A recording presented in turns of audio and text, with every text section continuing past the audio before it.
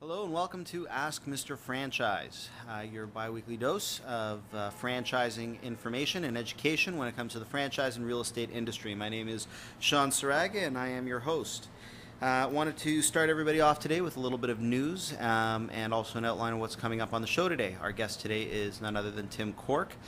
Tim is an accomplished best-selling author, motivational speaker, and here to share with us today great tools and methods to help franchisees get further ahead and further successful in their businesses. Back to Ask Mr. Franchise. Our guest today is none other than best-selling author and unbelievably accomplished professional, Tim Cork. Tim, welcome. Great, thank you. It's a pleasure to be here. Thank you for being here today. Can you tell us about yourself and how you got started in all of this, and what is Tapping the Iceberg? Tapping the Iceberg is a book I wrote, a little bit about me. My background's primarily corporate. Worked a whole bunch of years with Xerox and headed up Skydome for a little while, so pretty diverse background, mainly sales and marketing. And I've always loved to, get up and speak in front of people and help them and maybe share wisdom and that sort of thing. So for a number of years, I've been keeping journals. And journals just of ideas, concepts, and, just good ideas that I like. And also books I read. I like to highlight, and I actually mess up the books. I write in the margins quite a bit. And so over the years, keeping a journal, I decided, why not put it out there? And so I decided to write a book. And the book is called Tapping the Iceberg. And Tapping the Iceberg is all about how do you tap into your potential. And it's a great metaphor for life. I mean, it's if you think about it, about 90% of an iceberg is below the surface. So how do you tap into that huge potential below the surface? And the philosophy, or the main theme in the book, is getting straight A's in life. And my 3 A's, or the big A's for a lot of people, are attitude, aptitude, and action. And I would say with these 3 A's, it's like anything. It's like a combination lock for success or abundance in life. You need all 3. You can't just open it with one. How did you come up with those 3? Well, I thought they were pretty all-encompassing because, when you think about aptitude, that's knowledge. That's your experience. People will look to your book smarts, your street smarts, and a lot of different areas. So they're always going to look to your aptitude. You're going to be judged on your aptitude. And the books, reading the books and knowledge, that's kind of key. On the action side, nothing happens until you take action. You got to take action. And people want to see how well you execute.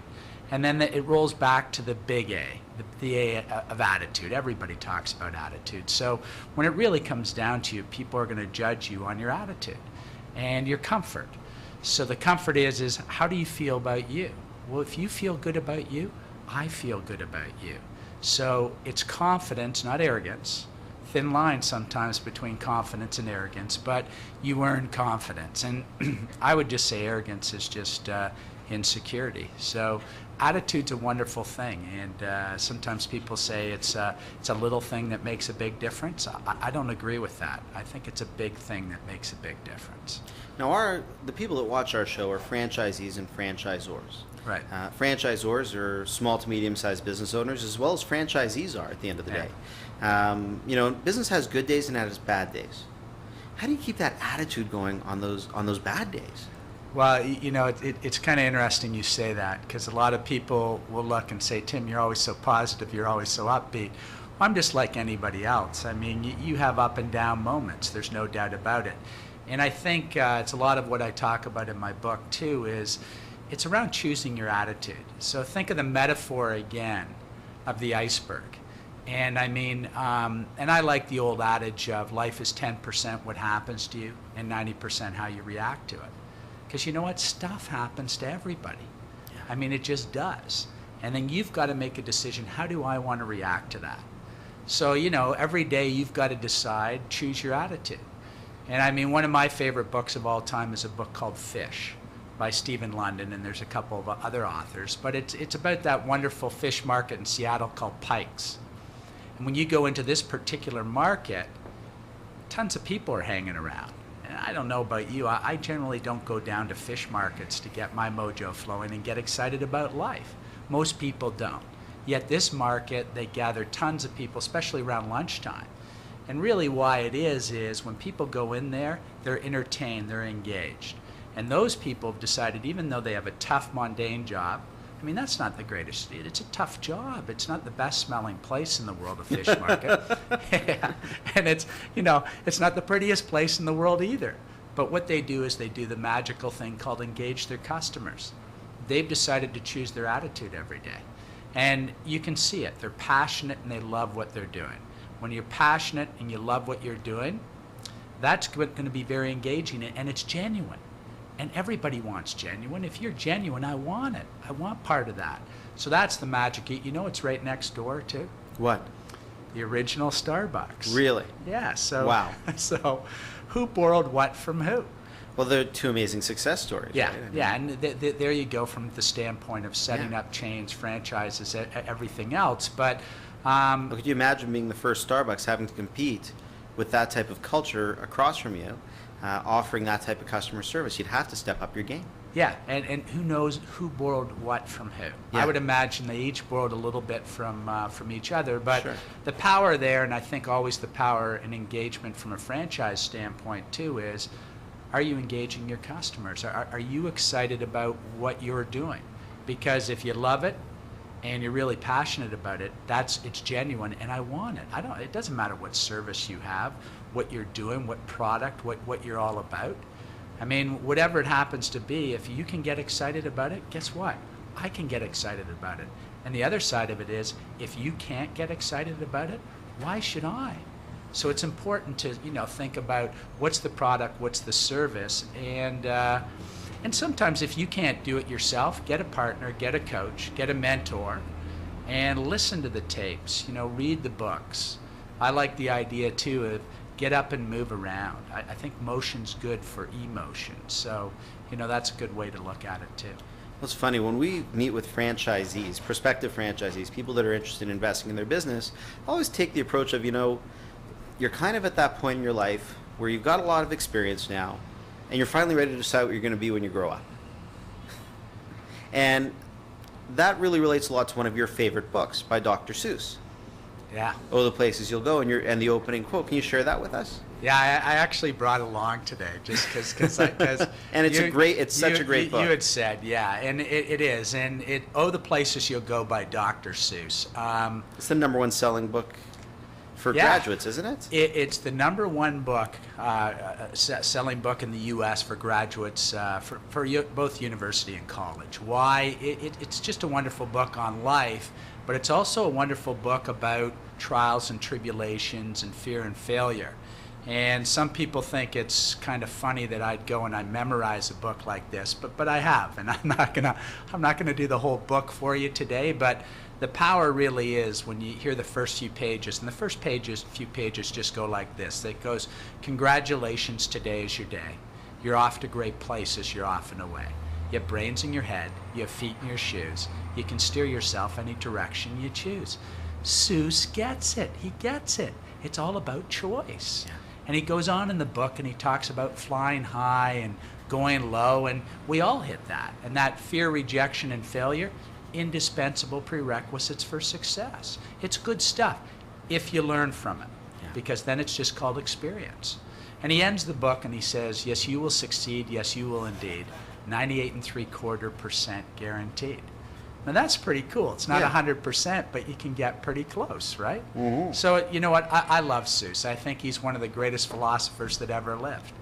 and he's fun. Yeah. I mean, don't take yourself too seriously. You got to let your hair down occasionally. So true. I mean, I think about that opening line, and I look at the opening lineup at a franchise show, and I see hundreds of people standing there with brains in their head, feet in their shoes, can steer themselves any direction they choose.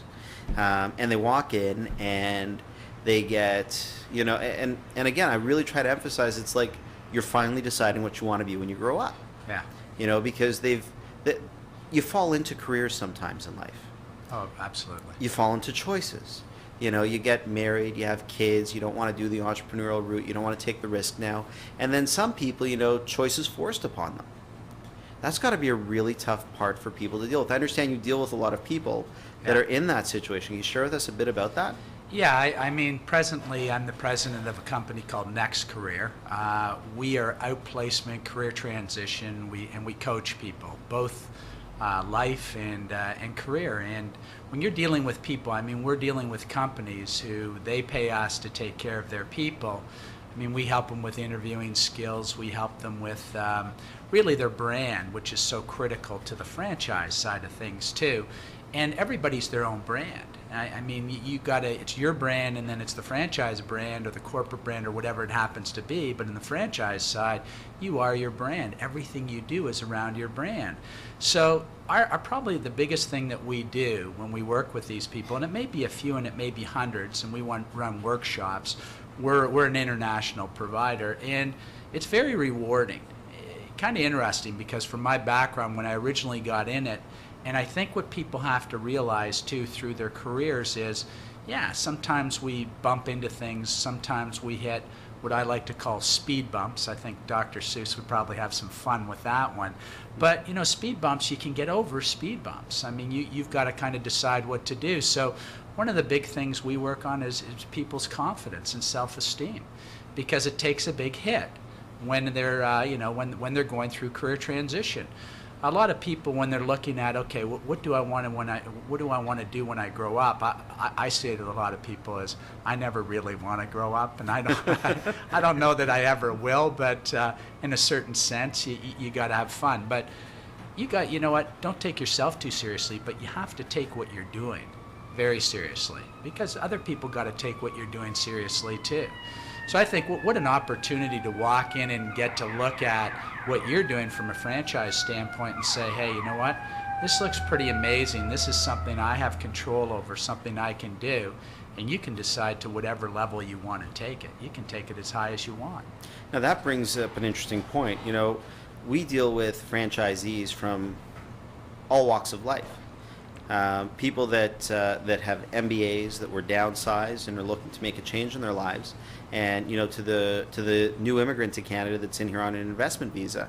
And one of the things that I find is attitude is really the key driver here, and persistence is what divides the weak from the strong. Yeah. I've seen people with unbelievable educations, great track records of success, but have never once in their lives encountered failure. Yeah. And the second that they do encounter failure, they collapse like a house of cards. Yeah. And then I see people that, don't have all the fancy degrees, but will not rest until it's done. And, I can't distinguish one from the other. You couldn't pick them out walking down the street. You couldn't even pick them out in a conversation in a lot of cases. Absolutely. But, I imagine you come across a lot of people that need to deal with those issues and need to get past that speed bump, because for some people, a speed bump can seem like a mountain. Yeah. How do you deal with that? Or a wall. Yeah. And, you bring up a really interesting point. Well, one thing I've always found with successful people is there's one ingredient you can never, ever, ever compromise. And that's hard work. I mean, you got to show up every day. And, I think it's one of my favorites. There was a great book written called The Present by Spencer Johnson, and he co-authored The 1 Minute Manager.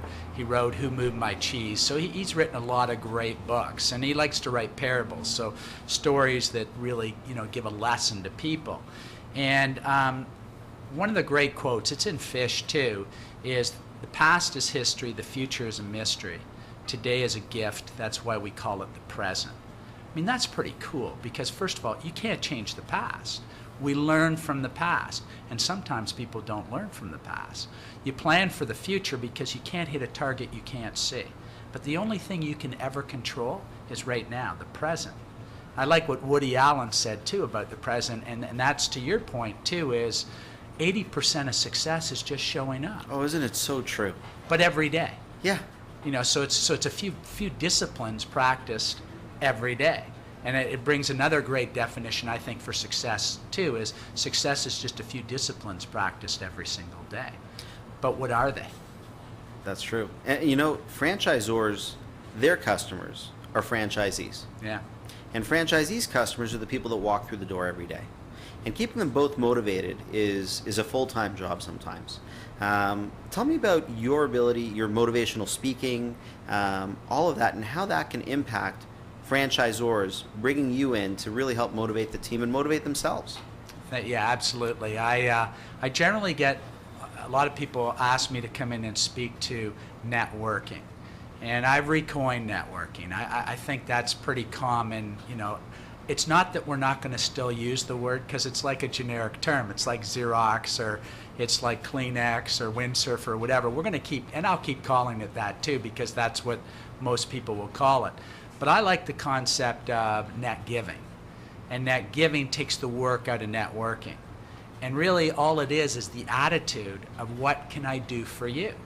And I go in and speak, and I use a few things. First of all, I borrowed this because G8 was already taken. I decided to go with G7. And G7 is just give, give, give, give, give, give, and give again. But it's the attitude of giving. People say, well, Tim, the attitude of giving, what do you mean the attitude of giving? What does that mean? And I mean it from a sense of when you meet with somebody else and we're face to face, it's not about what can you do for me. It's about what can I do for you. You see, most people go into most situations, most presentations, one-to-one, corporate, whatever it is, franchise, in the mode of, what can you do for me? That's takers. Short-term thinking. Yeah. Long-term thinking is giving. And the net giving piece is, I've got some of my favorites. One of my favorites of all time is, you're born with 2 ears and 1 mouth. Use them proportionately. Listen, as a matter of fact, double up on the ear quotient. So listen 4 times as often as you speak. What a great gift. See, people think when they're speaking, they control the situation. Au contraire, that's not true. The person who asks good questions and listens controls every situation. Court of law, sales, interviews, whatever it happens to be, when franchisees, franchisors, think about it. Ask good questions and get them to talk about what's important to them. Shawn, let me ask you, what's generally important to you? To you. Yeah.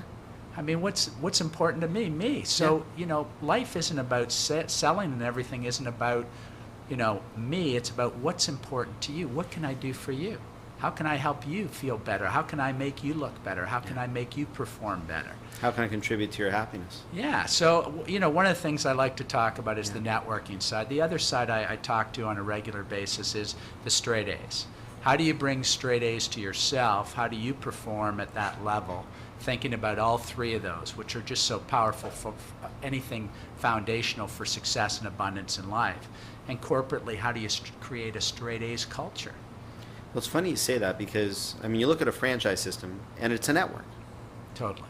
You've got the franchisor, you've got this network of franchisees, you've got this network of customers. The franchisor wants to grow by adding more locations. That's going to happen if the franchisees make their guests happy and are profitable business people. And if they make their guests happy and are profitable business people, the franchisor can drive more sales for the franchisees. And it's cyclical. Yeah. But the second one cog is out of that wheel, it all starts to fall apart. Definitely. And that's why we see 90% of the franchise systems in Canada haven't made it past 30 stores. It's only 10% that are past 30 units. 30 franchisees, because they run them like mom and pop shops in a lot of cases, and they need what you have to offer. Yeah, they need to expand. They need to expand their network. Yeah. And you know what, networking. And you do it by keeping your network happy, right? Absolutely. Yeah. Yeah. And checking in with your network and motivating your network. Yeah. Yeah. I think a lot of people, though, the word networking is daunting. Oh. And they go, well, they think sales, right? And sales is, oh my God, I didn't sign up to be sales. I can't do this, right? Yeah. This is not something that I'm really good at. But that's when you see, I think you have to define it. And one of the things I like to do up front when I'm speaking to groups too is they get caught up in the word, and I just simply say, all networking is simply take it, place it over here, replace it with the word people. Because networking is simply connecting with people. That's it. So when we're messaging, when we're emailing, when we're speaking face-to-face like we are now, over the phone, voicemail, whatever, anytime you connect with another human being, that's networking, or what I like to call net giving, if you go in with the proper philosophy. Boy, can you ever grow your franchise from that standpoint, and your franchisees from that standpoint. You sure And can. that just makes sense. It really does. Yeah. It's strong stuff you talk about. Yeah, it's fun. How do people reach you? People can reach me a couple ways. Next Career, it's just Cork, C-O-R-K, at nextcareer.com. No T in that one. It's NEXCAREER.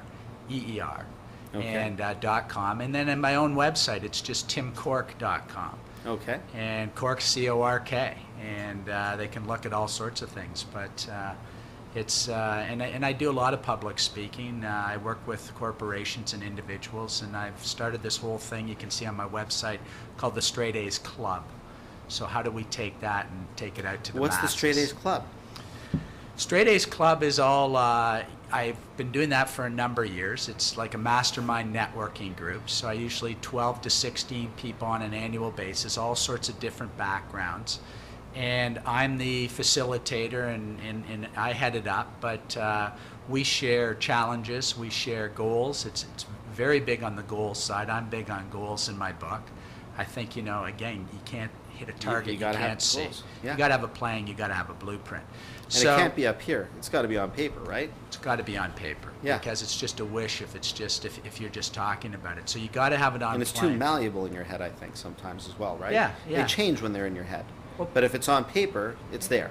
Yeah, well, put yourself out there so others Yeah. can help you too. So this is about sharing. It's a mastermind networking group, so it's a lot of the philosophy I'm talking about today.